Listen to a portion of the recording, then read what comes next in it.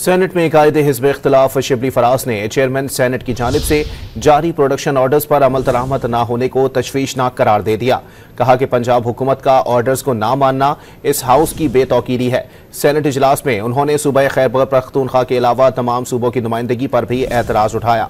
इजलास की सदारत करने वाले सेनेटर इरफान सिद्दीकी ने पार्लिमानी लीडर्स को चेयरमैन सेनेट यूसुफ रजा गिलानी को मनाने की तजवीज़ दे दी।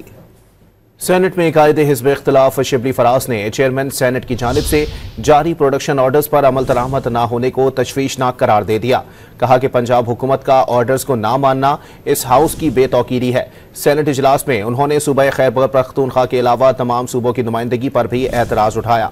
इजलास की सदारत करने वाले सेनेटर इरफान सिद्दीकी ने पार्लिमानी लीडर्स को चेयरमैन सेनेट यूसुफ रजा गिलानी को मनाने की तजवीज़ दे दी। सेनेट में कायदे हिज़्ब इख्तिलाफ शिबली फराज ने चेयरमैन सेनेट की जानिब से जारी प्रोडक्शन ऑर्डर्स पर अमल दरामद न होने को तशवीशनाक करार दे दिया। कहा कि पंजाब हुकूमत का ऑर्डर्स को ना मानना इस हाउस की बेतौकीरी है। सेनेट इजलास में उन्होंने सूबा खैबर पख्तूनख्वा के अलावा तमाम सूबों की नुमाइंदगी पर भी एतराज उठाया।